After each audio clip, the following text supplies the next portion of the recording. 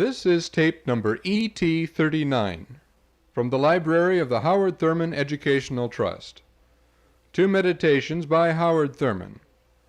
This is side 1, entitled Active Membership in the Human Race.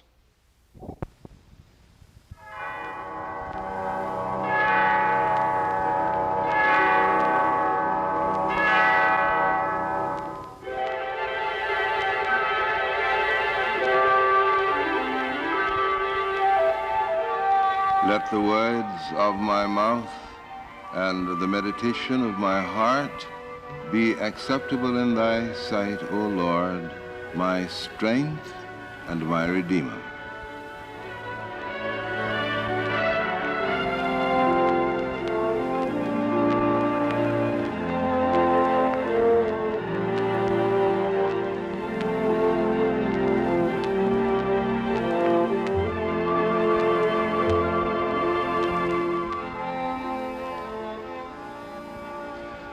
I'm reading from my book, Meditations of the Heart. The telephone rang at 7:15 in the morning. And on the other end was a lady whose voice seemed full of years, soft but strong. What she had to say was profoundly stirring. I'm sorry to disturb you so early in the morning, but I wanted to call you before you left the hotel for the day.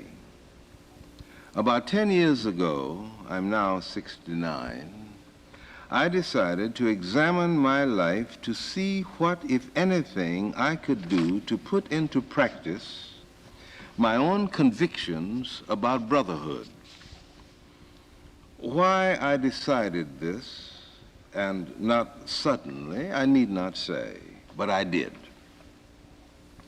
The first thing I discovered was that I knew almost nothing about other races in my own city, particularly about Negroes. I went to the library and was given a small list of books and magazines. I began to work. The things I learned, when it seemed to me that I had my hands on enough facts, and I discovered you don't need too many facts because they get in your way, I plotted a course of action. Then I was stumped. What could I do? A 69-year-old lady. I had no particular abilities, very little energy, and an extremely modest income. But I did like to talk with people as I met them on the buses and in the stores. I decided that I would spread the facts that I had and my own concern among all the people whose lives were touched by mine in direct conversation. It took me some time to develop a simple approach that would not be an intrusion or a discourtesy, but my years helped me. For several years, I had been doing this on the bus, riding into town each week, in a department store where I've made my purchases for 2 decades, and in various other places. Occasionally, I run into a person in the street who stops to introduce himself and to remind me of a previous meeting. One such person said, "I guess you've forgotten me, but about 4 years ago, I sat by you on a bus. And I don't know how the question came up, but we talked about the Negroes. And you started me thinking along lines that had never occurred to me. You even gave me the name of a book which I noted and purchased. Since then, I have been instrumental in changing the whole personnel practice of our business on this question, and thanks to you." Continuing, she said, "I know that this is not very much, and I guess many people are doing much more. But I thought I would tell you this so that in your moments of discouragement, you may remember what one simple old lady was doing to help in little ways to right big wrongs. Goodbye, and God bless you." She did not give me her name nor her address. She merely shared her testimony and gave her witness. The idea that because I am weak, or I am of limited resources, either intellectual or even emotional or financial, or because I am not strategically placed so that my word can carry the big weight, because none of these things that I have described may not apply to me, I may decide that therefore there isn't anything that I can do to express my confirmation of my membership in the human race and all men's membership in the human race. It may be that I am unable to do as this lady did, but always within every human being's reach, there is something that he or she can do to take a position on the side of the things for which you stand, and a position against the things against which you stand. Now, it may be that the only thing that you can do is to write a letter that will sustain the flagging or the lagging confidence of some public servant who expresses from within the context of his responsibility a good conscience on behalf of good community in the world. Or it may be that just a telephone call to say a word of hope to someone who has been victimized by circumstances over which he has been unable to exercise any control, and you want to let him know that your membership in the human race is an active membership.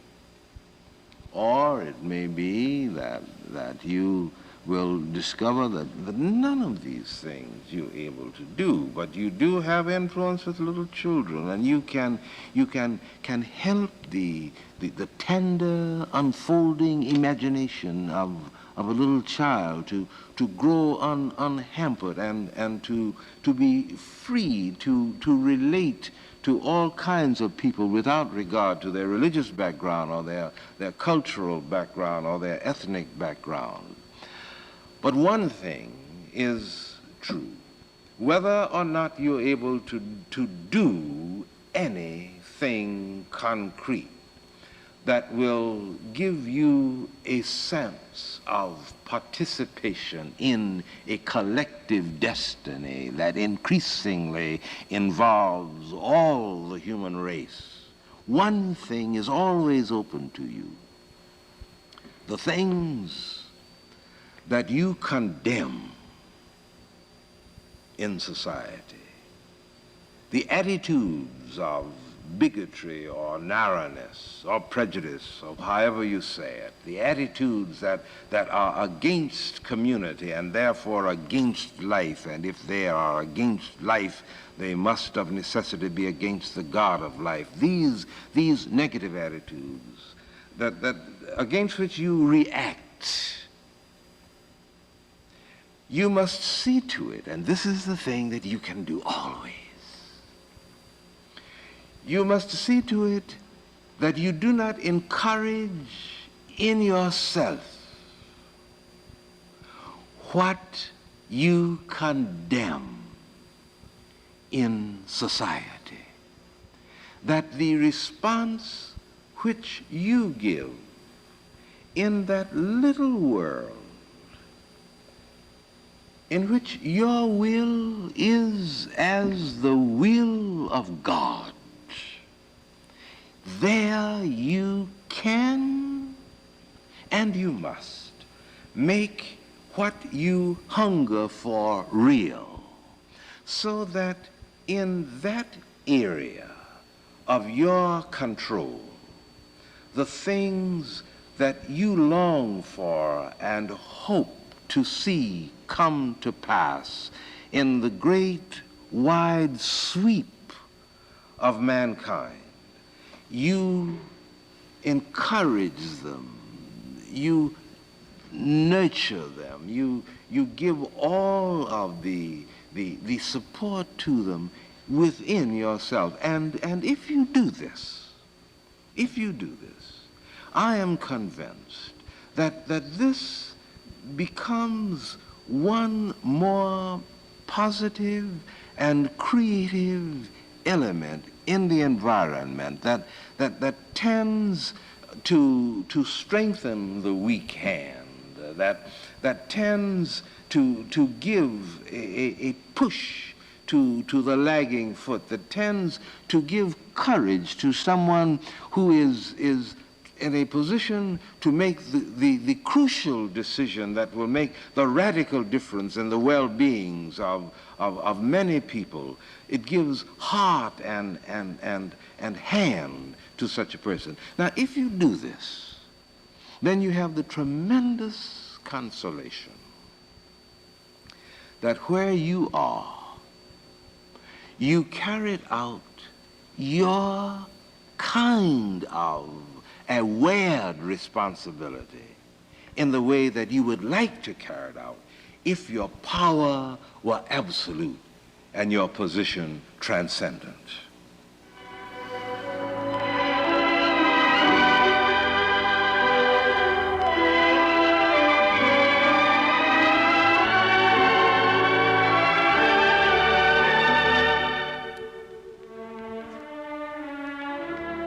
Let the words of my mouth and the meditation of my heart be acceptable in thy sight, O Lord, my rock and my redeemer.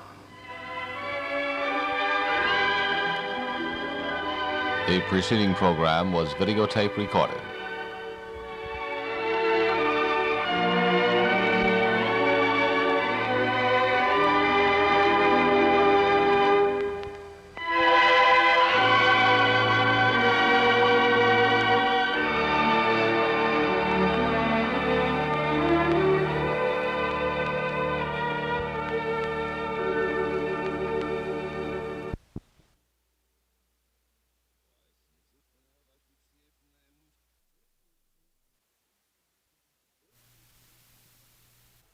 This is tape number ET39 from the library of the Howard Thurman Educational Trust. This is Side 2, entitled The Big Dream, The Little Act.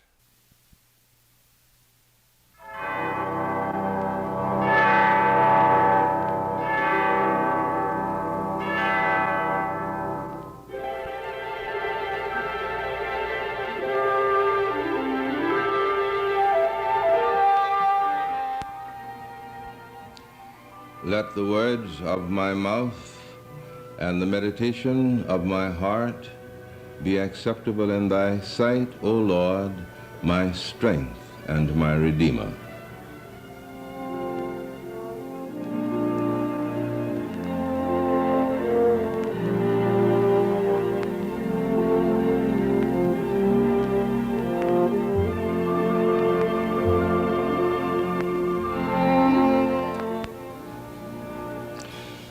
Tomorrow is Decoration Day, and I'm reading as a background for our thought this meditation.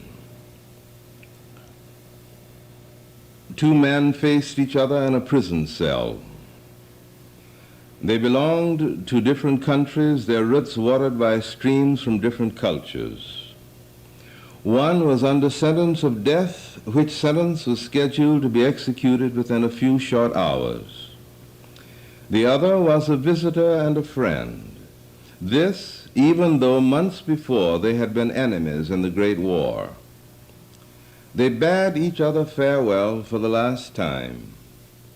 The visitor was deeply troubled, but he could not find his way through the emotional haze in which he was caught to give voice to what cried out for utterance. This is what he wanted to say, but could not find the words to say. We may not be able to stop and undo the hard old wrongs of the great world outside, but through you and me no evil shall come, either in the unknown where you are going, or in this imperfect and haunted dimension of awareness through which I move. Thus between us, we shall cancel out all private and personal evil, thus arrest private and personal consequences to blind action and reaction, thus prevent specifically the general incomprehension and misunderstanding, hatred and revenge of our time from spreading further. The end of the quotation. The forces at work in the world which seem to undermine the future and the fate of mankind seem so vast, impersonal, and unresponsive to the will and desire of any individual that it is easy to abandon all hope for a sane and peaceful order of life for mankind.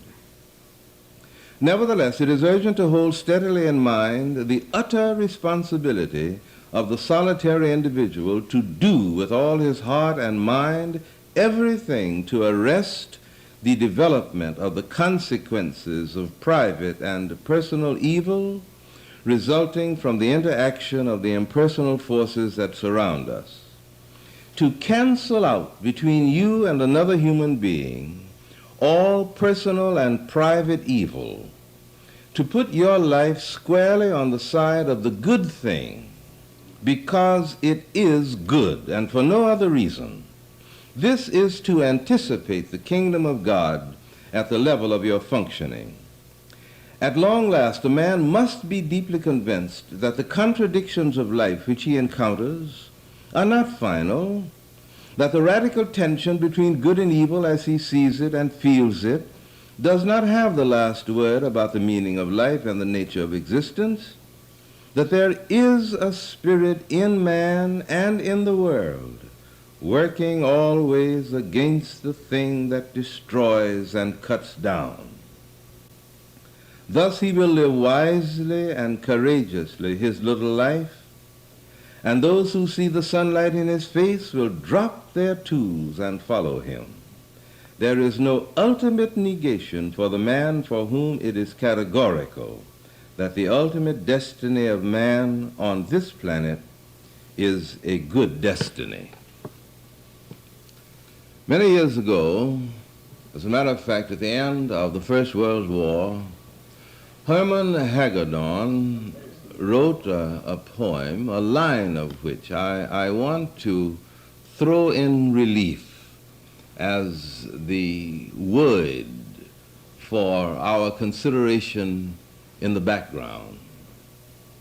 And this is the line: "We died, but you who live must do a harder thing than dying is.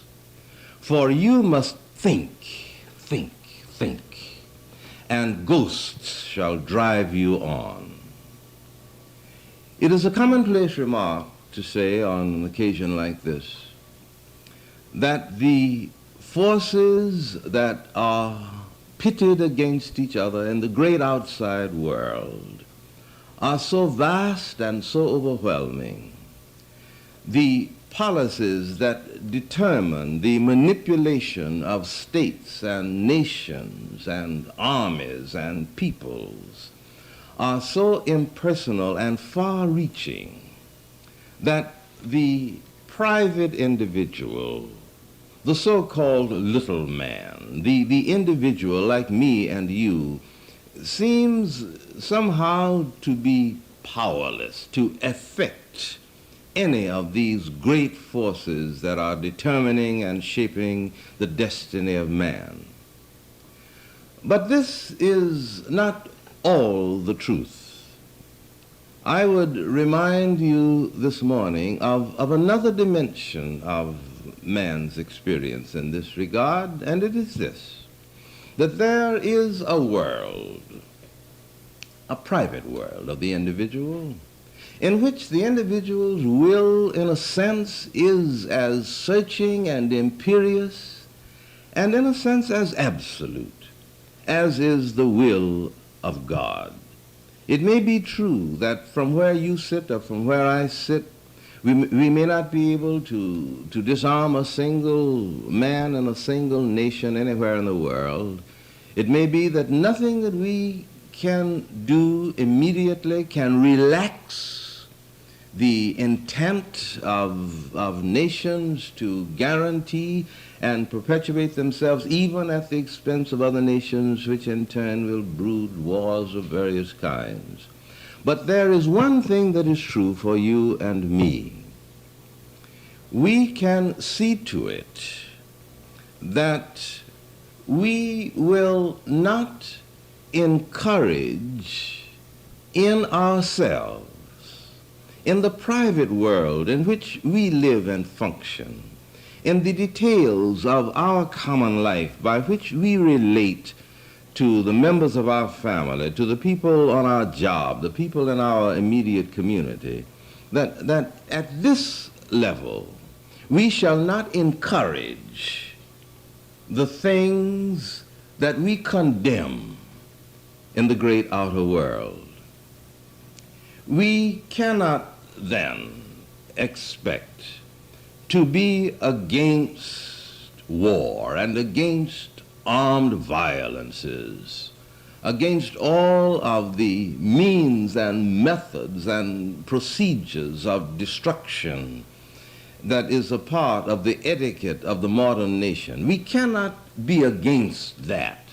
And at the same time, in our private lives, encourage all kinds of little violences, take advantage of the weakness of individuals who come under our little power, exploit the emotions of those persons who are related to us in ways that are primary and direct. We must see to it then that the things that we encourage in ourselves are not at the same time the things that we condemn in the great outer world, so that the things about which we dream for mankind we will work at in our homes, on our street, in our communities, in our state, in our country.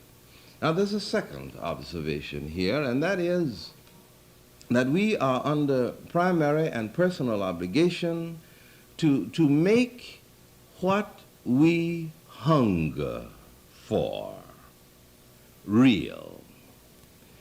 Sometimes we are so surrounded by ideas about reward and punishment for things that we do.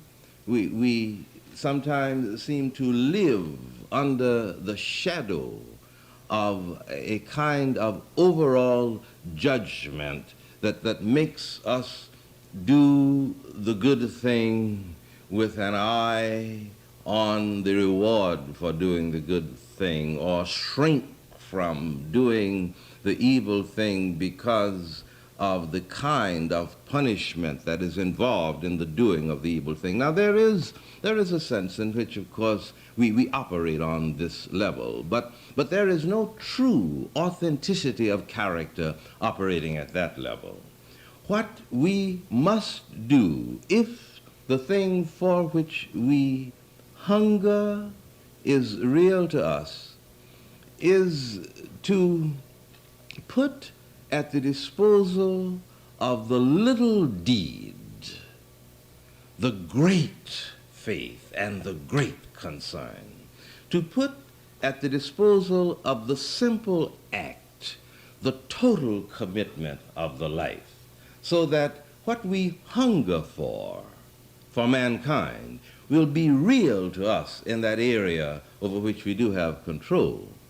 And then the final thing follows, that we have within ourselves a very great responsibility to see to it that we will put our lives at the disposal of the things for which we stand, and that we will put our lives and their resources over against the things against which we stand, so that whatever we do, it will register towards the fulfillment of the big dream and the great hope and the overwhelming desire for mankind. As Herman Hagedorn reminds us, as a voice coming from the dead, from all of the graves of all the soldiers around the world, we died, yes, but you who live must do a harder thing than dying is, for you must think, and ghosts, our ghosts, shall drive you on. This is the word.